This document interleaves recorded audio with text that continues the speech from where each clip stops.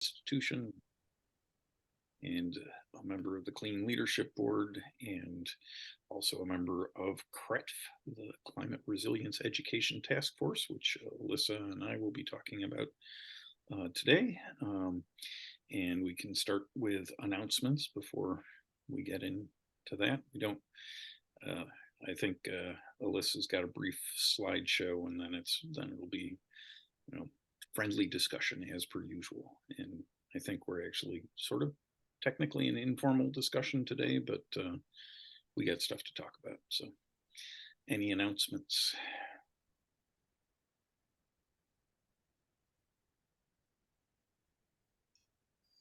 Jim, go ahead.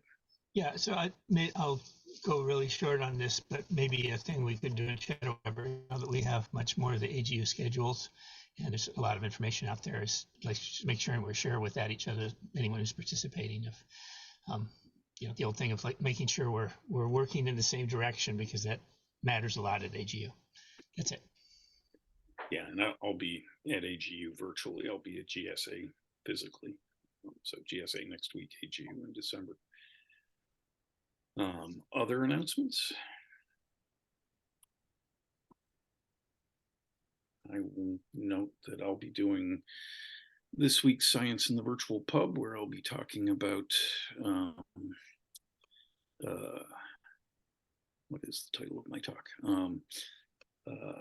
Fear is Our Best Hope, moving from climate anxiety to climate action. And you can find the info about what's coming up in Science in the Virtual Pub there. That's Thursday night at 7 Eastern. Alyssa. I have an announcement. Hi, everybody. First of all, my name is Elisa Teles-Munoz with the Climate and Resilience Education Task Force. And I wanted to highlight that tomorrow we'll be having an in-person event, and Dawn will be part of the panel virtually.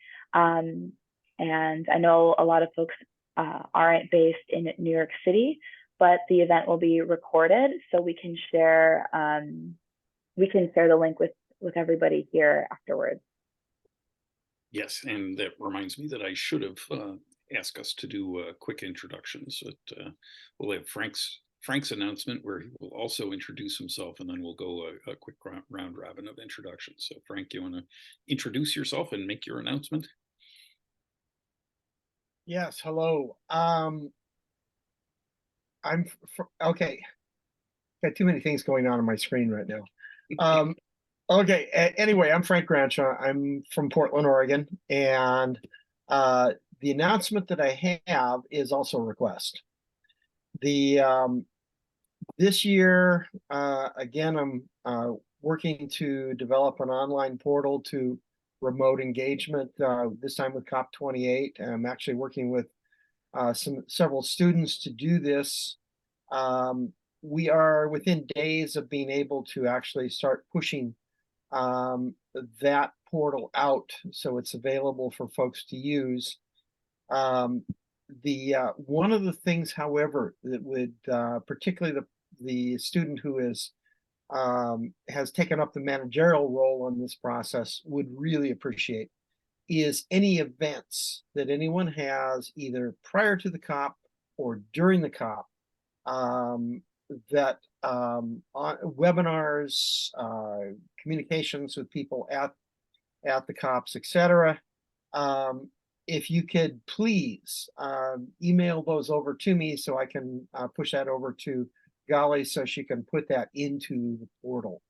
And this is an ongoing process, so anything that pops up, please feel free to send that over. And I'm going to stick all that a lot of that information in the chat. So anyway, that's all I had to say. Sounds good. And let's continue with the introductions. Again, I'm Don Haas, Director of Teacher Programming at the Paleontological Research Institution, and I'm going to pass it off to Gina to say hello. Yeah, thanks, Don. Thanks, everyone, for being here. I am Gina Fiorelli-Duranlo. I am the program coordinator for CLEAN and host these weekly calls. I am employed by University of Colorado through CLEAN, but I work remotely from Vermont. And I'm from New York State, so I'm excited about today's discussion. I'll pass it. Who goes next? Yeah, I'll pass it to Mike. And I'm Mike Hoffman, Professor Emeritus at Cornell University. I focus on helping people understand climate change through food. And although most of my career was in administration, so I consequently didn't have much teaching time, I'm actually teaching a new course called Using the Power of Food to Confront Climate Change. And the students are really starting to see the light on how powerful food can be. In fact, having conversations with people they've never had conversations with before, but doing it over a meal. It's a real powerful experience. Thanks. Do you want to pick who goes next? Jim? Was that to me, Mike? Jim? Either one of me. Yeah. Good. Thanks. Jim Callahan with Mobile Climate Science Labs, which is primarily in California and the Washington, D.C. metro area. Also mentor with Climate Club DC. We are in K-12 schools and formal education, and currently the number of students who are most actively involved in climate action that involves making the White House more energy efficient and the Capitol building and many other buildings more energy efficient is about 45 students in 7 different states. So that's just one other thing we want to add in and to support other climate action programs, both younger people, older people, and multi-generational. Thanks. And let's see, Carrie. Thanks, Jim. My name is Carrie Herndon. I'm the curriculum specialist with the National Center for Science Education. We have developed 15 different lesson sets to help teachers help students resolve misconceptions when it comes to climate change, evolution, and the nature of science. I am going to go ahead and pass to Emily. Thanks, everyone. Hi, I'm Emily from the National Wildlife Federation, where I lead climate and resilience education programs. I manage a program called the Resilient Schools Consortium, which educates middle and high school students about climate science, climate impacts, climate justice, and resilience solutions. And I'm also a co-founder of the Climate and Resilience Education Taskforce, which is looking to expand access to climate education in New York State. And I'll pass it to Elisa, unless she's already gone. Okay. Yeah, I've gone. Okay. I don't know who's left. Wendy? I'm not sure. Yeah, I'm Wendy Johnson, also from the National Center for Science Education. I am a teacher support partnership specialist, so professional development for teachers, things like that, and was a classroom teacher until just this past year. I will pass it to Rachel. Thanks, Wendy. I'm at FHI 360, which is a global nonprofit. I'm an educational researcher, former teacher, and we did a review of the climate change education space, which is how I got to know the Clean Network and all the great stuff happening here. So excited to be here. And I think that leaves Eric and whoever Motorola Moto is. I can jump in. Eric Havel, home-based in Oakland, California, 30-year community environmental educator, informal education with science museums. Also do a lot of professional development for teachers, run a couple cohorts of teachers that were focused on sustainability and climate science education, climate justice. And I'll pass it on to Motorola.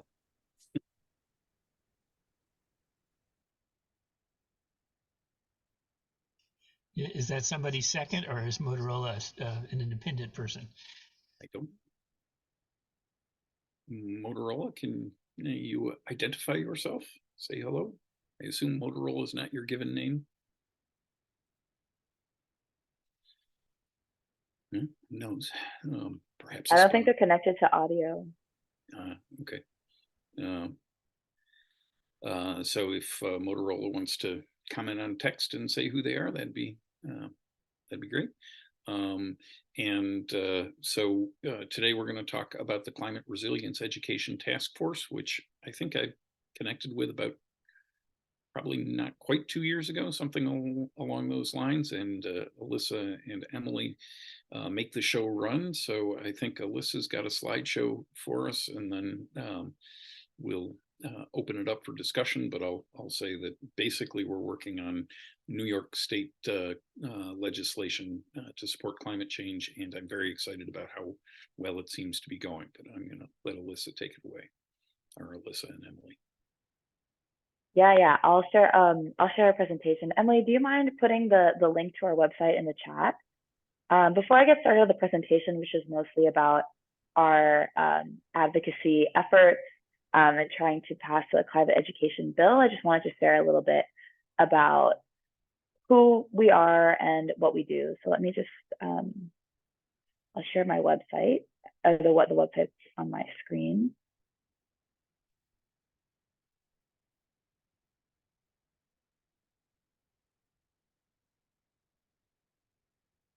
So this is us. We are an intergenerational body of students and adults, which include educators, folks from different NGOs, officials at the city and state levels, and community members. And this is, some of our students at an in-person holiday meetup. But there are about 200 people in our network. And so yeah, this is who we are. We were founded in 2018.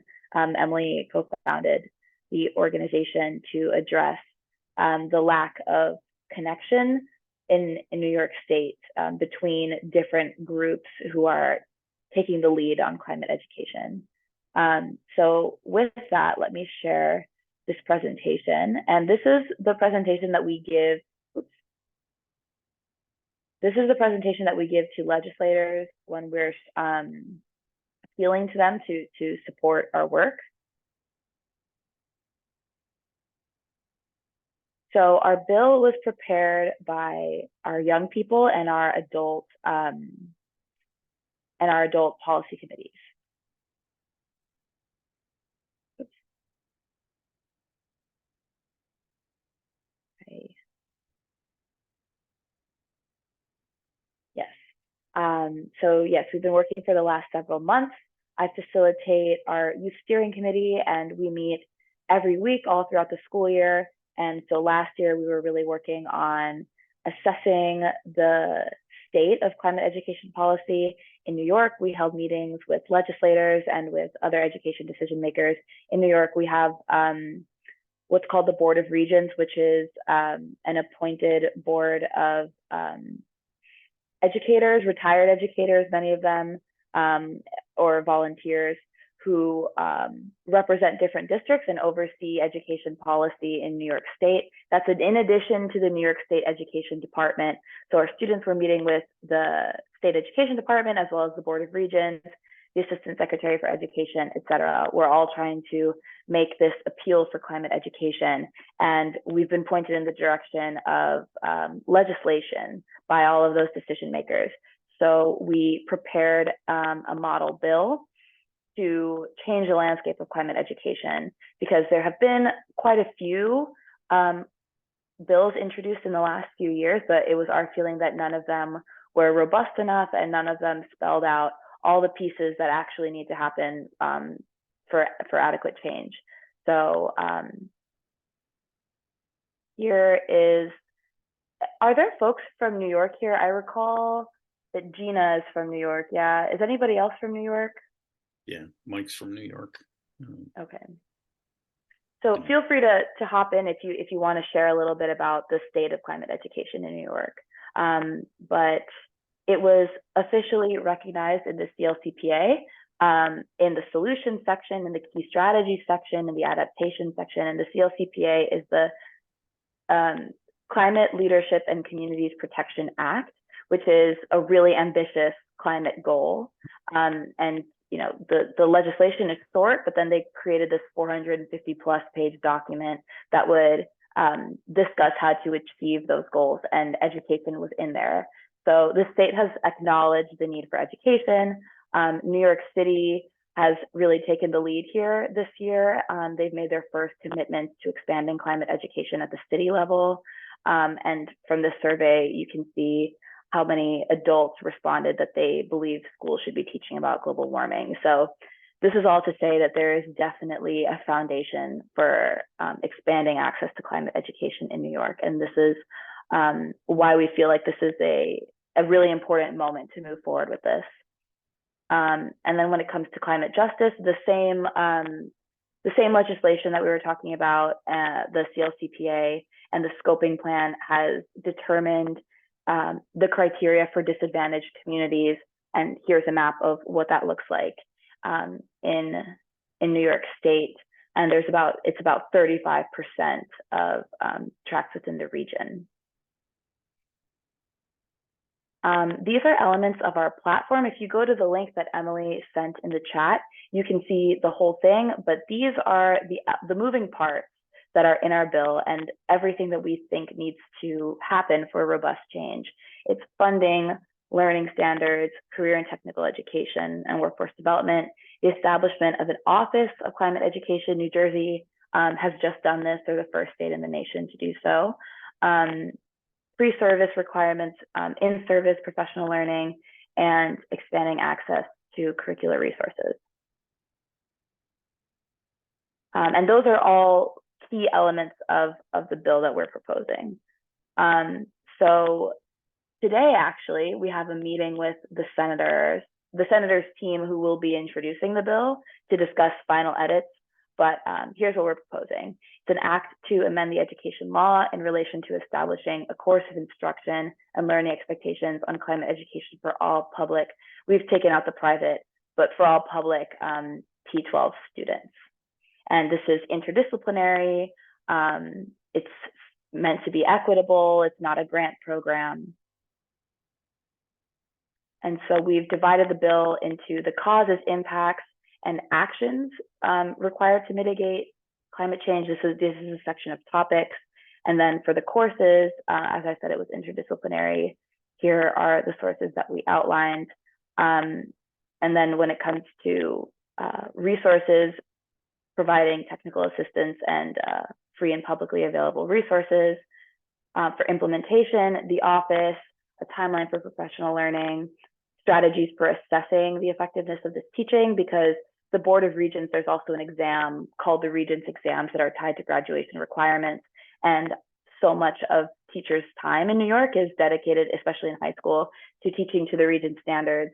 So we're including the need to assess learning on climate education.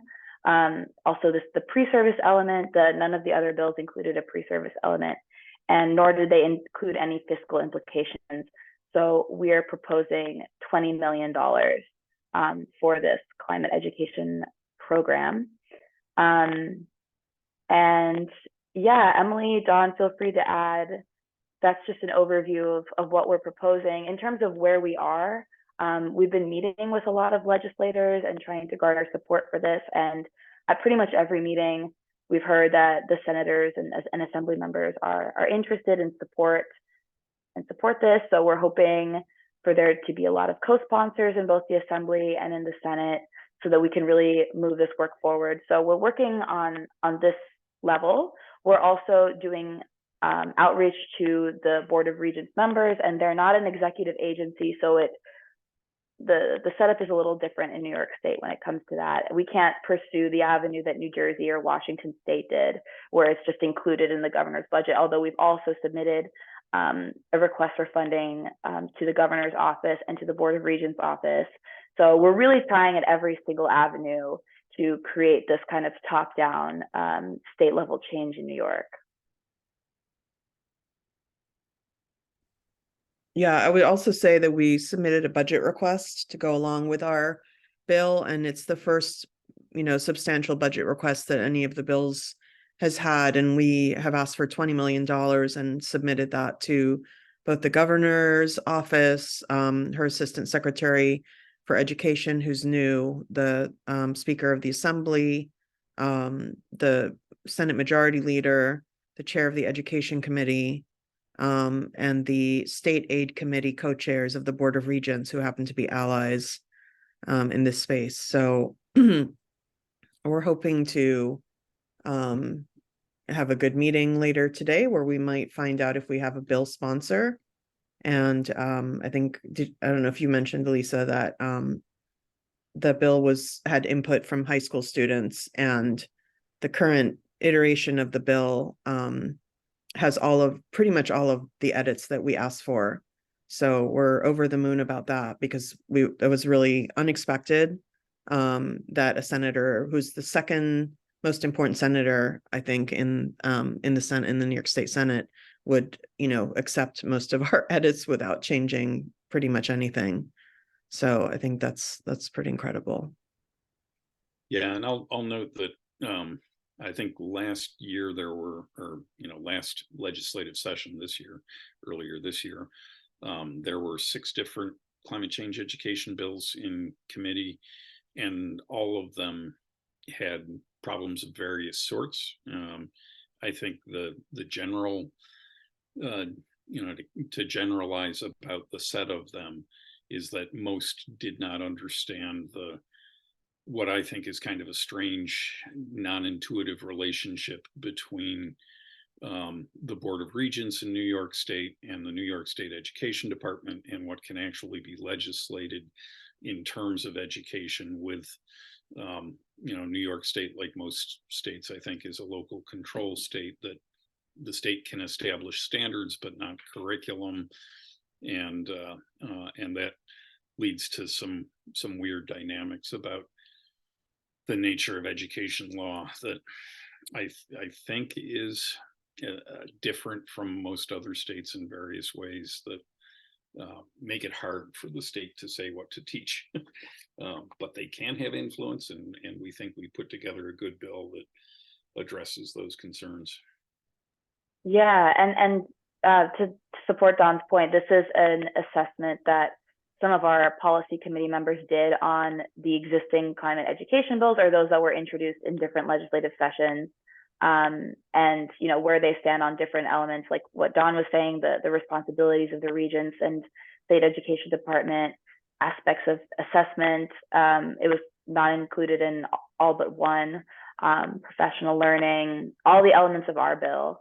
And so I'll just add that, this has been a really long process for us to unpack and understand the really complex education system in New York State. And we've been looping our students into this work. We've been a part of doing this process together. This puzzle piece activity, I guess, has lasted for, like 2 years at this point.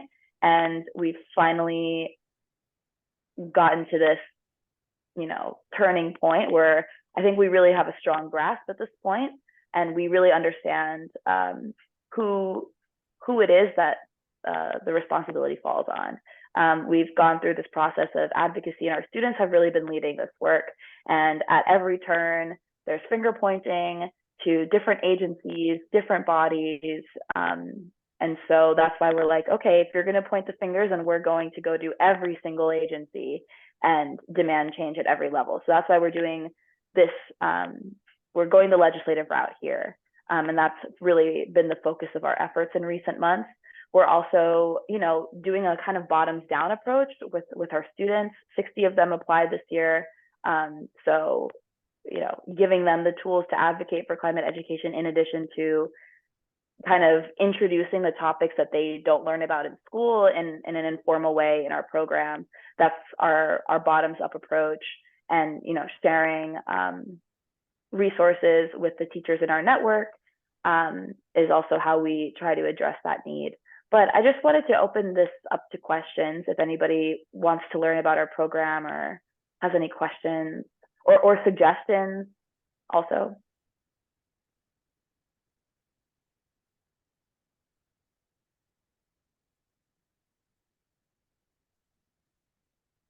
Come on, people. You've got questions and ideas. I know you do.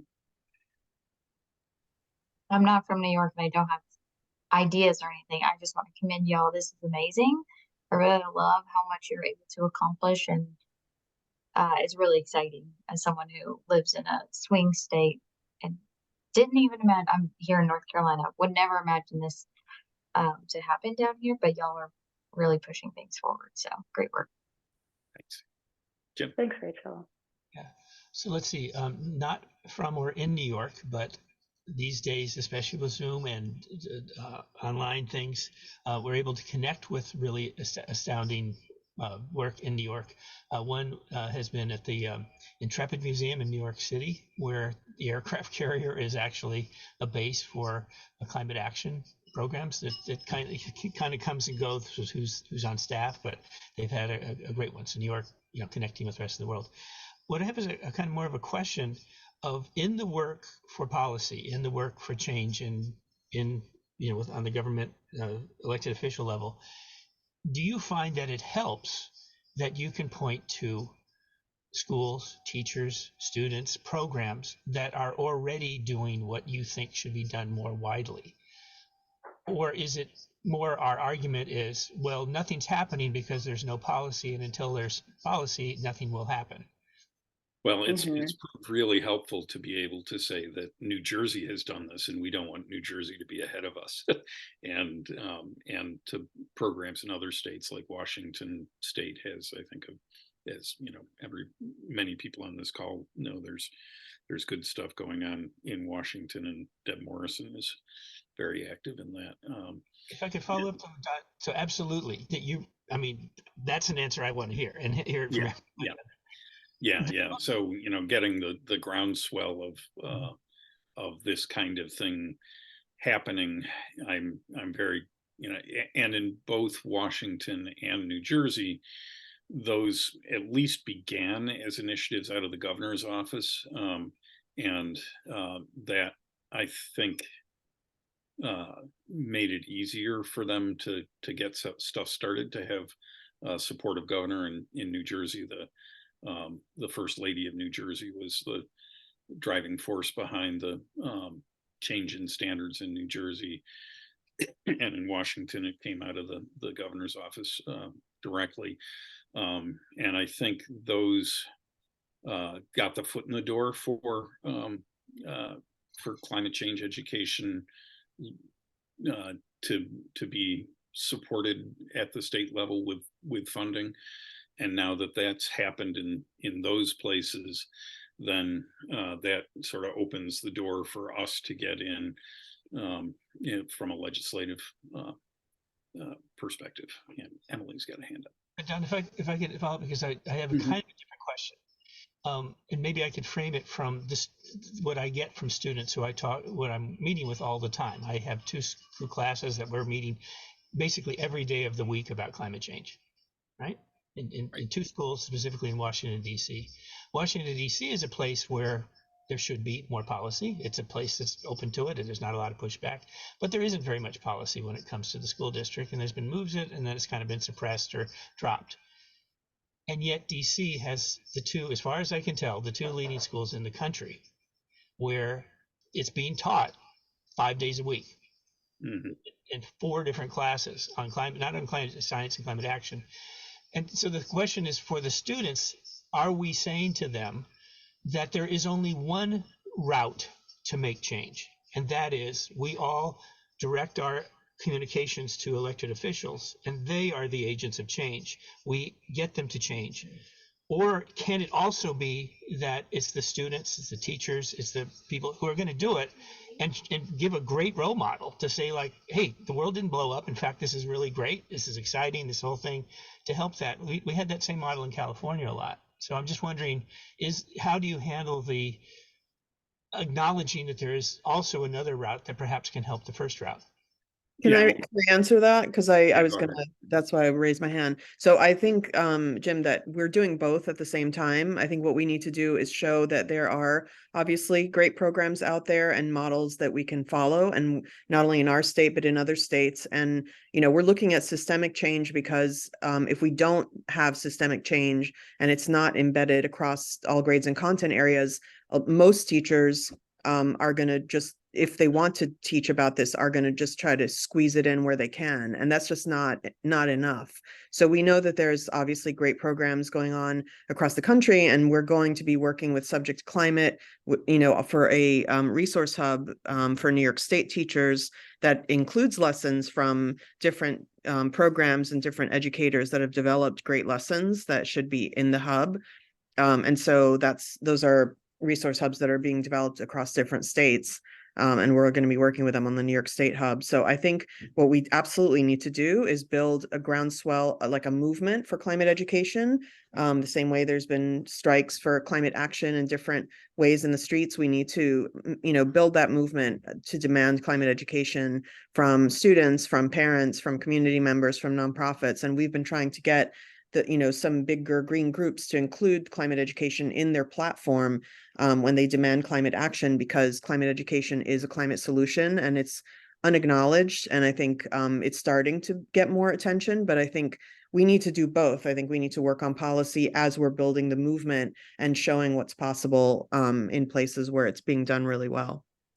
Yeah, and I'll note that many people on the call know Jen Kretzer and the work of the Wild Center, and they're a supporter of CRETF as well. So that shows that we understand that we got to do everything all at once, kind of. And Eric's had a hand up for a little while. Thanks, Don. Yeah, Eric from California. Yeah, just kind of agreeing with what everyone's been saying, like the multi-pronged approach, piggybacking on Don's acknowledgement of Jen Krester's work at the Wild Center. They have a model for youth climate summits, so the youth-driven climate summits that has been sort of spread across the country. There's one here in the Bay Area, actually this weekend at Cal Academy. So youth voice, super important. And I'm working on a project with 10 Strands to basically build a climate curriculum, K-12, that'll be open source. It was driven at the county level by one of the counties in California, San Mateo. They got a $6 million grant. So the 20 million that New York got, which includes professional development for New York, which is awesome because that's the piece that the 10 Strands project doesn't yet. But aspirationally, it will, like, that'll be the next round of funding, will be to how do we disseminate it? How do we train the teachers? So that's kind of a state level, and California's done a lot at the state level, with environmental curriculum. But at the same time, an integrated approach at the state level, I think, is still missing, because this curriculum will be open source, so it'll be available to anybody, but as a model that ideally will be adopted. And it's 3 weeks. It's three weeks of 45-minute class sessions. Teachers can choose to use it as they wish. The piece I wanted to mention too was the youth voice. A lot of, like in Oakland, youth from one of the local high schools, Oakland Tech, actually got a climate resolution in front of the school board, which was adopted. So speaking to Jim Callahan's comments, youth voice, youth-driven desire, passion, requiring that they want K-12 climate education. So that was adopted by Oakland, and then that's ensued. What's followed is a lot more climate focus for the district, and yet district level buy-in is still kind of missing. So I think, like what everyone's saying, this bottom-up approach, this mid-level county level approach. The Sierra Club in the Bay Area is actually working on climate, like taking Oakland and Berkeley and Fremont, which have climate resolutions, and saying, hey, other local school districts can get this done, so that there's this sort of, partnership among counties, among school districts to make this happen. So I feel like all of the above is totally resonating with what everyone's saying to me. Like all of the above are really important.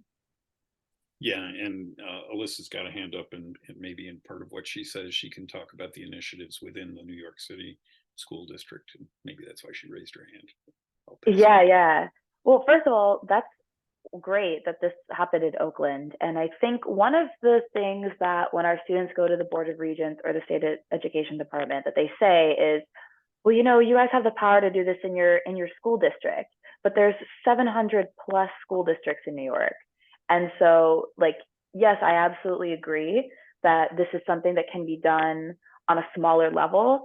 But having heard that so many times from so many decision makers, sometimes it feels like a cop-out on their behalf to give us that advice, because it feels like they're saying, well, our hands are tied. If you want this to happen, you have to enact change at the local level, which I think is super valid. And that's what happened in New York City. New York City is definitely, this is a huge feat that this happened, but it's not the entirety of New York State.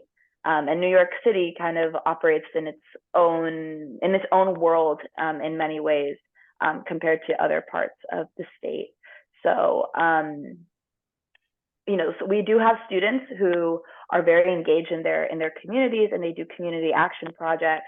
And Schools for Climate Action, I don't know, Eric, if you're familiar with them. They're an organization based out of California, and they're private school students, but they created this whole model for school board resolutions that can be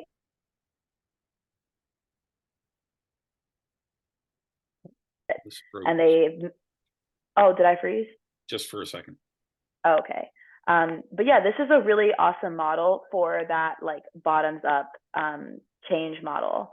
And so is the Youth Climate Summit. Yeah, we definitely work closely with the Wild Center, and their approach is phenomenal in terms of gathering youth. And we also have found that the decision makers really like to be challenged by the young people in particular. There's definitely a different tone to the meetings when it's the youth who are making these points versus adults. 60-year-old white guy like me. Right. Right. So yeah, I just wanted to address these great points that you brought up, Eric, and also the power that young people have. If you all run programs with young people, I highly recommend getting them involved in this advocacy. We've seen their skills grow tremendously. We've had some students who've been with us since they were freshmen and now are like very, very clear leaders and are very well versed in the rhetoric, for lack of a better word, and making the case. So yeah, James, I went to college in DC, so it's really interesting to hear that there's a lot of movement in the DC area. And I'm wondering if there is any city level resolution, or if there's a path forward at the city level of DC, given its funky, political situation. Well, so the students that I work with, or the initiatives that I work with, more go ahead and just get a lot of things done, and then take it to the Washington Post and have them cover it, and so the city hears about it. We do talk to the city, but there's a little bit of, we're going to work with the agencies and the policy where people are, it's low hanging fruit. We're just going to go. We don't have to rewrite policy. We're implementing the policy, and then that sort of puts in a very positive way the pressure on the other one. So more to what Don and you were speaking of is, who wants to be the laggard, right? New York doesn't want to be 5 states behind New Jersey and Washington and California. It works on that. So that's, and now we do work with the city, but it's not so much to do policy, to change policy. It's that there are policies that are just not being implemented, and middle and high school students are effectively implementing those policies where the adults alone are not doing it. Does that help? Now, maybe what I just want to add is I have no desire ever to come on and say, hey, look at all these great things we're doing in X place. Like, we're better than someone else. That's exactly the opposite message. The message is, what's else going on elsewhere, and how can we help each other and work together? That's always the direction. Please know, anytime I bring something up, that's what I'm looking for. Who else can we work together with and support? Yeah, and I'll just note, speaking of district initiatives, Buffalo last year instituted a climate change, a half credit climate change elective in their science curriculum, and PRI has a NOAA BWET grant with Prince George's County in Maryland, which is adjacent to DC and one of the 20 largest districts in the country, 135,000 students, 28 high schools, for infusing some more climate change into their environmental science course, which is an elective, but we've been working with them since I think 2017 on their required high school course, Biogeochemical Systems, which has a substantial climate change content in it. And we've worked with them on professional development for the teachers of both of those classes. So there are things going on at the district level, but I think the state level is just hugely important.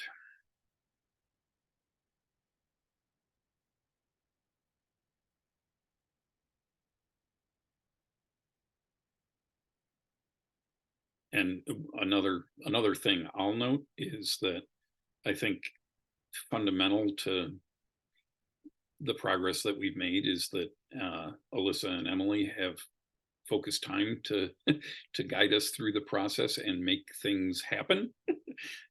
Whereas, I've been a pretty active participant in the group, but I'm not scheduling things and I'm not reaching out I'm mostly not reaching out directly to the legislators, and it is so helpful to have someone in that role doing that to make things get done. Yeah, thanks, Don. We appreciate that. I think, the capacity situation is real. And we've heard this from other folks that we've engaged with in other states. And so I think creating spaces like this is the first time I've ever been involved with the Clean Network. I've looked through the site and recommended to teachers when they ask places that they can find resources. But I think really leaning into these spaces, of course we know like education policy more often than not is at the state level. So sometimes it feels like it can be hard to relate to folks from other states. But I think that if we can learn from each other's processes, that's what we've been doing from the New Jersey process. And theirs looked a little different than ours. Like they did it first, and we have been learning and observing and celebrating their feats, especially with something like The Office, for example. And so, if we can be the network in New York that folks come to when they want to learn and ask, like, okay, you did it this way, would you have preferred to have done it a different way? What lessons did you learn? Were there challenges? We're happy to share that. And if folks from other states want to share their processes with us, we'd also really appreciate that.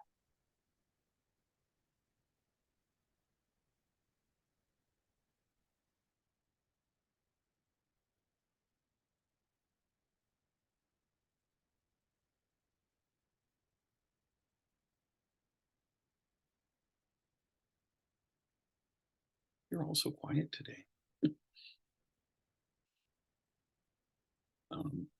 I think we're feeling like we don't have a ton to add because you're doing amazing work and people are outside of the state. But I know a lot of the things that you said about frustrations around getting anything done in education in New York, like it's the same in Michigan. It's really not clear how, like in some ways, the people who were telling you that's up to the district, that's up to the teachers, in some ways that's right, because that's what ultimately happens in schools. But also correct that we need things getting done at a higher level that are sort of pointing to the importance of doing this. So I applaud you for not, giving up on that, because a lot of people just sort of give up on getting anything at the, Board of Education level or like legislatively. And I think that that's, not going to help the cause. So keep going. Yeah, and I'll, just speaking to the, I did my graduate work at Michigan State, so spent 7 years in Michigan, so know a bit about the story there too. But I think Michigan is, I was going to say slightly more agile than New York State, but that's not, maybe slightly less inertial than New York State. Is the timeline for standards development in New York State and the process for changing standards is so incredibly slow. New York State officially adopted the next generation science standards in 2016 or 2017. But the first high school tests aren't until June of 2025. And these are replacing standards adopted in 2001, which replaced standards adopted in 1971. So that is, in my view, not acceptable, but it is the lay of the land. And so part of what's in our bill is to advocate for the teaching of the existing standards using climate change as examples for that, and making sure that that trickles up to, I think maybe more than down to, the assessments, so that climate change is assessed, even if it's and in the science standards, the NGSS does indeed have more climate change than the standards that came before, but still, in my view, not enough. And we are talking about climate change across the disciplines, and and recognizing the National Council of Teachers of English has both a book and a position statement about teaching climate change in the English classroom, and things like that. So.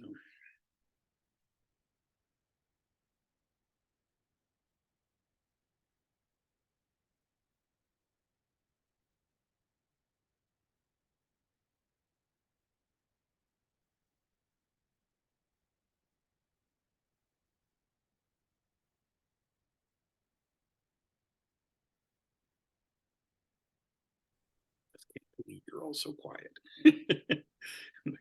We just overwhelmed you with our excellent initiatives. Eric, go ahead. Just picking up on what you were saying, Don, I think one of the exciting parts with including environmental justice is it's creating a window to actually create an interdisciplinary kind of momentum. We're bringing a lot more folks are in the conversation, and a lot of the marginalized, disenfranchised communities that are being the most impacted by climate change and justice issues now have voice, and the natural connection is to the social science standards, to ELA, to advocacy. So knowing how to speak to people, knowing how a young, what Jim was talking about, giving agency to youth voice, and showing models. It's not just giving, but it's like them taking it, and then just us being mentors and encouraging that to happen, I think is huge. So to me, that's one of the most exciting places that things are going, and it's enabling us to kind of think about the challenges when you do an interdisciplinary, just getting the buy-in, let's say at the site level, at the school level, or at the district level, to say, hey, let's have a day of teaching climate to start, and then let's start to think about embedding it across the curriculum, and sort of that piece. And then we're talking about all the states, right, that we're preaching to the choir in New Jersey, New York, California, Washington, but what about Florida? What about some of the southern states where you got so much pushback? So how do we provide those states, because there's a lot of good work happening in those states, but they don't feel the support, and they feel overwhelmed. And we have a colleague that joins us from Florida often, and she gets, she talks about that. It's real. I mean, it's even real in the Bay Area, right? We're in a bubble here in the Bay Area, and there's parts of the state that are like not having it. So how do we create a kind of curriculum? And I think we have to listen too. I think part of me is like, we can't pretend that we have all the answers, that the left has all the answers, that the enlightened climate people have all the answers. It's like, there's a lot of real stuff happening out there in those other states, in those red states, or those red counties. But there's a lot of things that resonate too. Folks want energy independence. Folks want to do sustainable agriculture. They want healthy food, which are all tenets of climate change and climate justice, and they're all solutions to climate change. So how do we create a much larger umbrella that's not about us and them, but it's about where are our commonalities, where's the common interests, and let's work together. I have this battle with my family in Illinois, all the time when I go, like, they're climate deniers, and I'm like, but things are changing. Don't you see the wildfire smoke impacting Chicago?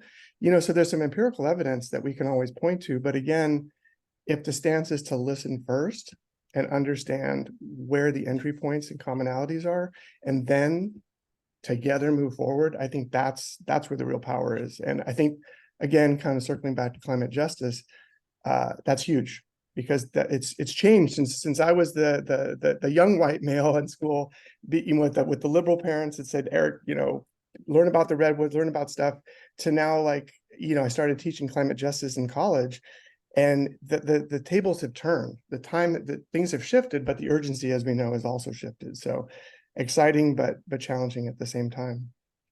Yeah, and I'll note, and I see Jim's hands up, but I'll respond to it, a bit of that anyway. That for many years, I have said the most important thing to do about climate change right now is talk about it, echoing Catherine Hayhoe. But in the last year or so, I've tweaked that a little bit to say that the most important thing to do about climate change right now is do something and talk about it in a way that both spreads the word about what you're doing and gives you feedback on what else you might do or how you might tweak whatever it is you're doing. And that's partly just a result of people are talking about climate change a lot more now than they were 5 years ago. And that, of course, has to do with Mother Nature dope slapping us around quite a bit. And I'll also, note that the red-blue divide is I think nicely described in Katie Worth's book, which I just happen to have next to me here. And I'll pass it off to Jim, who's got his hand up. Great, thanks, Don. If I could share a little bit of from history, and this is also I want to be very clear that this is to support and encourage and strengthen the work to change policy.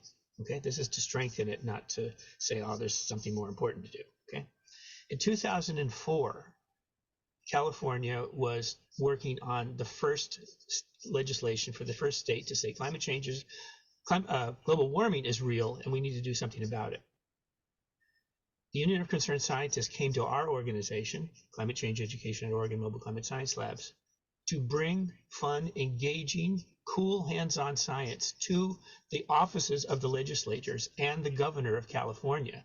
So Eric, we brought up the stuff we do at Chabot Space and Science Center to Sacramento, the capital of California. And we were in the offices teaching climate science, but in a fun, engaging, exciting, uplifting way. 2 months later, they pointed to ours. We had a significant impact because we were talking to the legislators, not about politics, but that the science that they were supporting with their policies was real. And California passed the first legislation of the entire country, and that helps everybody else out on things. But that's an example of students and educators are part of it. Well, we have to have examples of what it means to do what we're talking about our policy. Otherwise, it's like, what are you talking about? Are you talking about teaching politics? Oh, that's propaganda. No, we're talking about teaching science. We're talking about teaching, engineering, about careers. These are things that belong in science education, because we're not like when I teach, it's not policy. So we're allowed, it's appropriate to be in science education. Again, I'm not trying to tell people to change what they're doing, but I think working with those that do that kind of work, we have found is enormously helpful. Thank you. Thanks. I just wanted to add to that, on the policy front, folks may know that Senator Ed Markey's office is gearing up to reintroduce the Climate Change Education Act, which has been introduced unsuccessfully for several years. And this year, he's going to be rebranding it the Extreme Weather and Resiliency Education Act. And so I think and I've looked at the bill text and offered my comments because NWF is about to endorse it before it's introduced. But I think what's important is, language when in communicating, obviously, about, what we're all trying to do, and to try to get consensus from both sides of the aisle or political spectrum. That I think, extreme weather is something that everyone can relate to. Everybody's had experience with it. Mother Nature doesn't care what political party you're from. And, there's plenty of Republicans that have lost their homes and to floods and wildfires. So I think, there were some reservations about, cutting out the words climate education from the act, but I think it's actually a smart move. And I think it will probably serve to get buy-in from the more conservative parts of our government.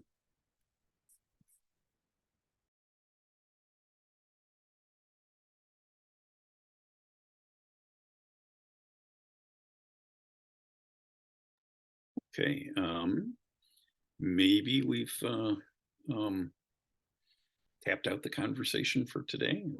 I know I've got a 2:00 meeting, so thank you all for joining us today, and especially to Emily and Alyssa for all they do and for joining us today. And I will see you both later today. I think, right? Thanks very much, everybody, Thank you all so much. having us. Best of luck, everyone, Best of in your luck. own states.